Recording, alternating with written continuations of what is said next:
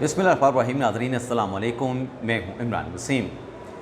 वैसे सबसे पहले तो हम बात करेंगे जो आज सुप्रीम कोर्ट के रेगुलर बेंच में कमरा अदालत नंबर 1 में Chief Justice of Pakistan Justice Yahya Afridi की अदालत में 3 रुकनी बेंच ने जो इमरान खान की लाहौर हाई कोर्ट के फ़ैसलों के ख़िलाफ़ अपीलों पर समाअत की है और 19 अगस्त की जो तारीख़ दी गई है और आज की अदालती कार्रवाई में जो इमरान खान के वकील को बात करने नहीं दी गई, आज की अदालती कार्रवाई में Chief Justice of Pakistan supreme court ने किस फ़ैसले का इशारा दिया है। सबसे पहले तो इस अदालती कार्रवाई की जो डिटेल्स हैं वो आपकी खिदमत में पेश करेंगे और इसके बाद हमारे वीडियो लॉग की जो दीगर अहम ख़बरें हैं फिर उनकी तफसीलात भी आप नाज़रीन के साथ डिस्कस करेंगे। लेकिन व्लॉग का आगाज़ करने से पहले आप मोहब्बत करने वालों से, आप चाहने वालों से दरख्वास्त के चैनल को सब्सक्राइब कर लें, बेल आइकॉन का बटन प्रेस करें। वीडियो पसंद आए तो इसे लाइक और शेयर ज़रूर कीजिएगा।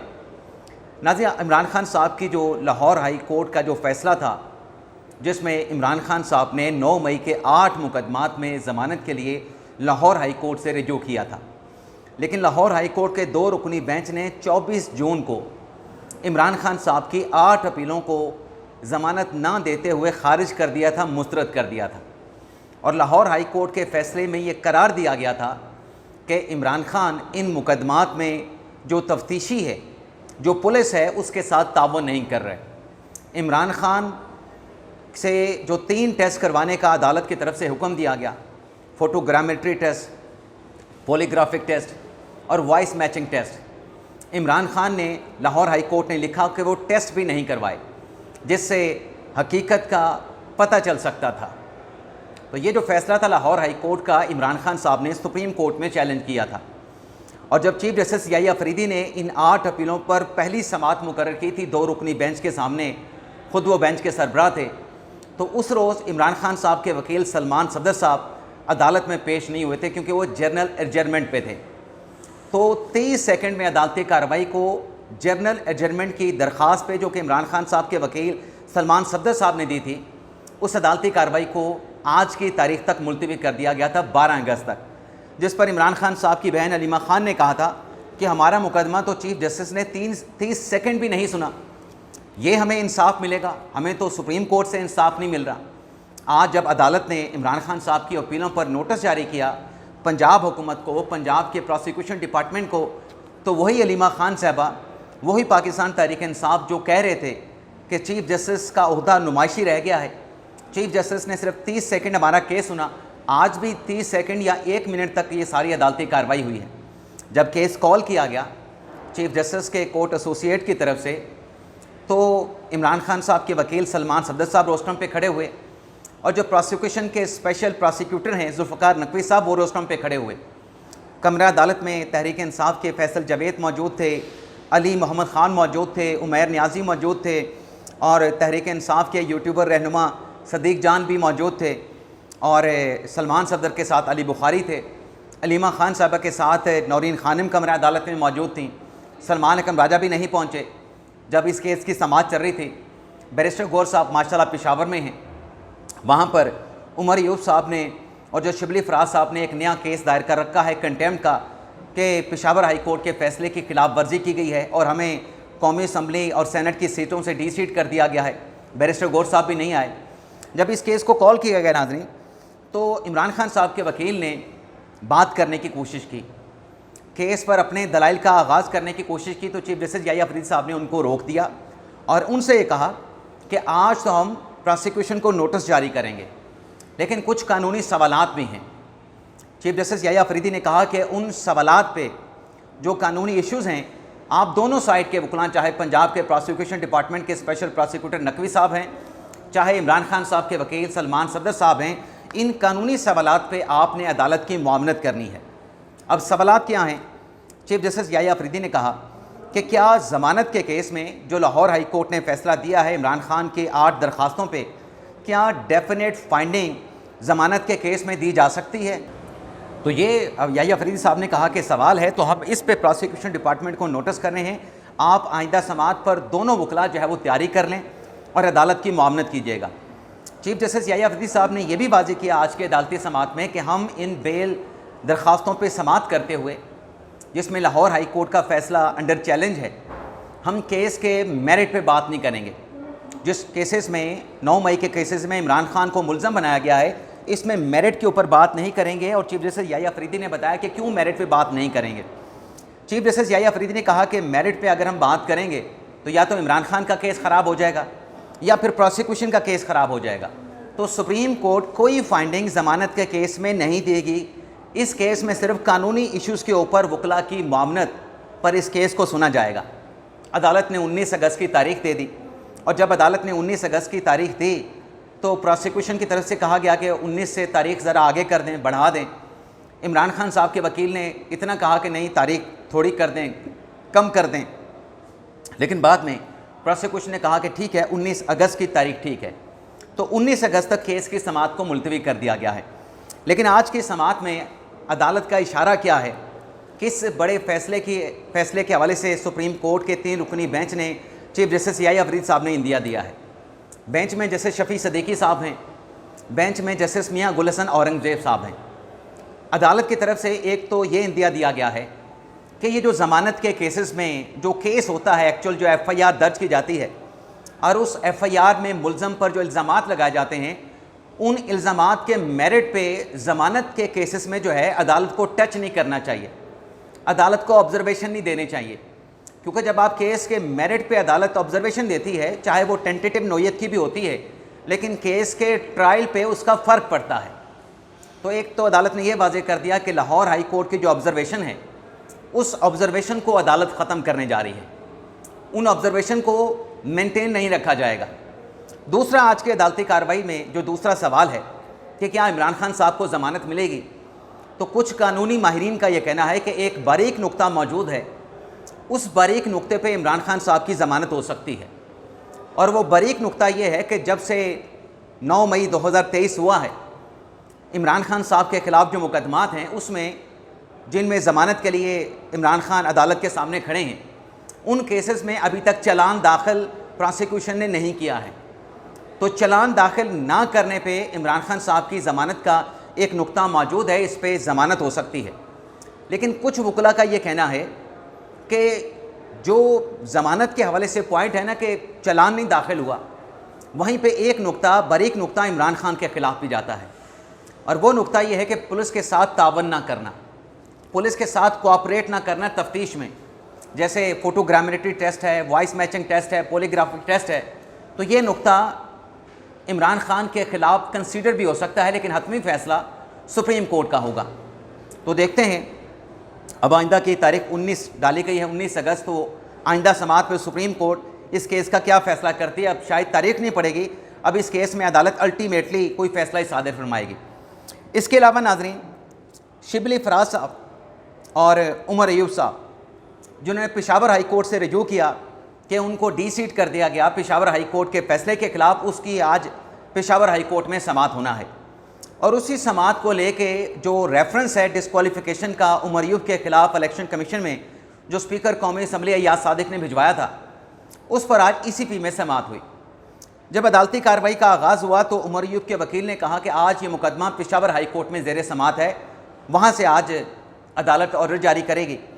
लेकिन इलेक्शन कमीशन की तरफ से कहा गया कि ये जो रेफरेंस आया है उमर अयूब के ख़िलाफ़, इस पर इलेक्शन कमीशन बाउंड है आइनी तौर पे 90 दिन के अंदर फैसला करने के लिए। और दूसरा, इलेक्शन कमीशन ने भी इस केस में एक सवाल उठाया है कि जब ATC अदालत के फैसले के बाद उमर अयूब डिस्क्वालीफाई हो चुके हैं, तो क्या इस रेफरेंस के ऊपर इलेक्शन कमीशन को फर्दर प्रोसीड करना चाहिए या फर्दर प्रोसीड नहीं करना चाहिए। तो यहाँ पर भी अदालत ने 20 अगस्त तक इस रेफरेंस पे जो समाअत है उमर अयूब के ख़िलाफ़, उसे 20 अगस्त तक मुलतवी कर दिया है। अब नाज़रीन आते हैं, जो आज मंगल का दिन है और बानी तहरीक इंसाफ इमरान खान के साथ मुलाकातों का दिन कहा जाता है, तो आज बैरिस्टर गौहर अली ख़ान, सलमान अकरम राजा, एडवोकेट नईम बुखारी, नियाज़ुल्लाह नियाज़ी, चौधरी ज़हीर अब्बास और हनून नवाज़ के नाम दिए गए हैं कि बानी तहरीक इंसाफ इमरान खान के साथ ये 6 लोग मुलाकात करेंगे। कितने लोगों की मुलाकात होती है? 2-2:30 बजे वहाँ पे पहुँचेंगे, 4 साढ़े 4 बजे तक का वक्त होता है। तो जिसकी भी मुलाकात होगी, खान साहब क्या बताते हैं, क्या गुफ्तगू होती है, क्या पैगाम देते हैं, नेक्स्ट वीडियो लॉग में इस पर बात करेंगे। पेशावर हाई कोर्ट में शिबली फराज और उमर अयूब की दरख्वास्त पे क्या फ़ैसला होता है, उस पर भी हम बात करेंगे। लेकिन इस्लामाबाद हाई कोर्ट में यूट्यूबर असद तूर, जिन्हें अमेरिका जाने से रोक लिया गया था और जहाज़ से ऑफलोड किया गया था, उन्होंने PNI लिस्ट से अपने नाम के अखराज के लिए हाई कोर्ट से रजू किया था। असद तूर की यह दरख्वास्त एडवोकेट ईमान मिजारी और हादी चट्ठा की जानिब से दायर की गई थी। आज इस्लामाबाद हाई कोर्ट के चीफ जस्टिस सरफराज डोगर साहब ने असद तूर की इस दरख्वास्त पर समाअत की और इस दरख्वास्त के ऊपर स्टार ऑफिस ने एतराज़ात भी लगाए थे। एतराज़ क्या लगा था असद तूर की दरख्वास्त पे कि डायरेक्टली जो है इस्लामाबाद हाई कोर्ट से रिव्यू किया गया है, जबकि जो नाम सफरी पाबंदियों में असद तूर का शामिल किया गया है उसके लिए इमिग्रेशन का मुतलका फ़ोरम मौजूद था। तो मुतलका फ़ोरम पे जाने के बजाय बराह रास्त जो है वो हाई कोर्ट में क्यों आए हैं, इस पे एतराज़ात के ऊपर समाअत हुई और चीफ जस्टिस सरफराज डोगर साहब ने जब इस केस पे समाअत का आगाज़ किया तो वकला की तरफ से असद तूर के वकीलों ने कहा कि ये फ़ौरी नोयत का मुकदमा है। फ़ौरी नोयत का मुकदमा क्यों है? क्योंकि ईमान मज़ारी ने कहा कि कल तक अगर असद तूर को उनका नाम जो सफरी पाबंदियों में है वो नाम अगर नहीं निकाला जाता तो फिर ये मामला इन्फ्रक्शस हो जाएगा, फिर असद तूर अमेरिका नहीं जा पाएंगे। जिस इवेंट में उन्होंने शिरकत करनी है वहाँ कल तक जाना, कल तक रवाना होना ज़रूरी है। लेकिन चीफ जस्टिस सरफराज डोगर ने कहा कि आपको जो एतराज़ लगा है उस एतराज़ के मुताबिक इमिग्रेशन का आपके पास मुतलका फ़ोरम मौजूद है, पहले मुतलका फ़ोरम से दादरसी हासिल करने की कोशिश करें। अगर आप फिर भी अग्रीव्ड रहते हैं, आपको इमिग्रेशन डिपार्टमेंट से रिलीफ नहीं मिलता, तो फिर आप इस्लामाबाद हाई कोर्ट से रिजू कर सकते हैं। तो असद तूर की ये दरख्वास्त एतराज़ात के साथ सुप्रीम कोर्ट ने इस्लामाबाद हाई कोर्ट ने डिस्पोज ऑफ कर दी है। तो एक तो ये डेवलपमेंट हुई है। इसके अलावा नाज़रीन, तहरीक इंसाफ के रहनुमा अहमद ख़ान भच्चर साहब और अहमद चट्ठा जो कि MNA थे, अहमद ख़ान भच्चर साहब पंजाब असम्बली में अपोजिशन लीडर थे, आज जिन्होंने जो ATC अदालत में इनको कन्विक्ट किया गया है उस फैसले पर राहदारी ज़मानत के लिए पेशावर हाई कोर्ट से रिजू कर लिया है। इस केस की भी पेशावर हाई कोर्ट में समाअत होना है। तो देखते हैं राहदारी ज़मानत पे पेशावर हाई कोर्ट क्या फ़ैसला करती है।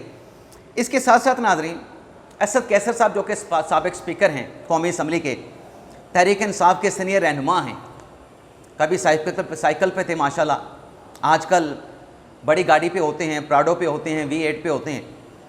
उन्होंने कौमी असम्बली में एक बात की, जो कौमी असम्बली का इजलास चल रहा है, कि जो मिलिट्री कोर्ट की सज़ाएँ हैं उन सज़ाओं के ख़िलाफ़ अपील के लिए मैंने एक बिल जो है वो पेश किया है, जमा करवाया है कौमी असम्बली के सेक्रेटेरिएट में। लेकिन जो इजलास का एजेंडा है आज की कौमी असम्बली की कार्रवाई का, उसमें मेरा बिल एजेंडे पे नहीं लाया गया, जिस पर अयाज सादिक साहब ने उनकी बात को माना है और असद कैसर साहब को कहा है कि आपका जो बिल है वो आइंदा हफ्ते कौमी असम्बली के एजेंडे पे आ जाएगा। अब ये बिल असद कैसर साहब ने क्यों मूव किया है?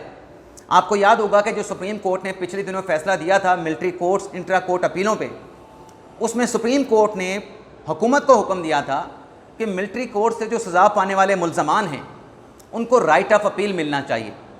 और राइट ऑफ अपील के लिए अदालत ने 45 दिन का वक्त दिया था, लेकिन 45 दिन के अंदर पार्लियामेंट वो कानून साजी नहीं कर सकी है। तो अब अगले हफ्ते असद कैसर साहब का बिल कौमी असम्बली के एजेंडे पे आएगा कि मिलिट्री कोर्ट से सज़ा मिलने वाले मुल्ज़मान को राइट ऑफ अपील मिला जाए, तो उसको फिर मुतलका कमेटी को भिजवा के फर्दर जो लेजिस्लेशन का प्रोसेस है उस पर जो है वो कार्रवाई का आगाज़ किया जाएगा। वैसे आपको एक और चीज़ भी बता दें कि ज़रताज गुल साहबा, जिन्हें कल लाहौर हाई कोर्ट ने पेश होने का हुक्म दिया था, अब तक की इतलात के मुताबिक ज़रताज गुल साहबा लाहौर हाई कोर्ट नहीं पहुँची हैं। और अगर ज़रताज गुल साहबा लाहौर हाई कोर्ट नहीं पहुँचती हैं तो फिर उनकी अपील पे आज समाअत नहीं हो सकेगी, बल्कि अगर समाअत होगी तो फिर उनकी जो अपील है वो मुस्तरद भी हो सकती है। देखते हैं ज़रताज गुल की एतराज़ात पर मबनी जो अपील है उस पर लाहौर हाई कोर्ट से क्या फ़ैसला आता है। नेक्स्ट वीडियो लॉग में उस पर भी हम बात करेंगे। लेकिन लतीफ़ खोसा साहब वो भी आज कौमी असम्बली में मौजूद थे, उनकी तरफ से भी एक एतराज़ उठाया गया कि सुप्रीम कोर्ट ने जो रिव्यू टिकट है, यानी आप नज़र षानी की दरख्वास्त दायर करते हैं, उसकी फ़ीस को 5,000 से बढ़ा के 50,000 कर दिया है। साथ में लतीफ़ खोसा साहब ने कहा कि जो बाकी केसेस हैं मुख्तलिफ नौइयत के सुप्रीम कोर्ट में दायर किए जाते हैं, उनके टिकट्स की फ़ीसेस भी बढ़ा दी गई हैं। तो ये तो अदालतों का रास्ता आवाम के लिए बंद किया जा रहा है, हमें तो पहले इंसाफ नहीं मिलता। जिस पर वज़ीर कानून आज़म तार साहब ने कहा कि जो सुप्रीम कोर्ट की फ़ीसें बढ़ी हैं केसेस के इंदराज के हवाले से, केस फाइल करने के हवाले से, ये फ़ीसें बढ़ाना सुप्रीम कोर्ट का अख्तियार है, लेकिन वो मजाज अथॉरिटी से इन फ़ीसों में कमी के हवाले से, रिडक्शन के हवाले से बात करेंगे। लेकिन लाइटर नोट पे वज़ीर कानून आज़म नज़ीर तारड़ साहब ने यह भी कहा कि जो फ़ीसें बढ़ाई गई हैं वो 1990 में ये फ़ीसें मुकर्रर की गई थी। 35 सालों के बाद सुप्रीम कोर्ट में केसेस फाइल करने की फ़ीसें बढ़ाई गई हैं। पहले लतीफ़ खोसा साहब 1 लाख रुपए फ़ीस लेते थे सुप्रीम कोर्ट में मुकदमे के इंदराज के लिए, केस लड़ने के लिए। आज लतीफ़ खोसा साहब 1 करोड़ रुपए फ़ीस लेते हैं। तो वक्त काफ़ी गुजर गया है। जब वकला की फ़ीसों में इजाफ़ा हुआ है तो कोर्ट फ़ीस में भी इजाफ़ा होना चाहिए, लेकिन मुनासिब इजाफ़ा होना चाहिए। ये वज़ीर कानून आज़म नज़ीर तारड़ साहब ने कहा। इजाज़त चाहते हैं नाज़रीन, अल्लाह हाफ़िज़।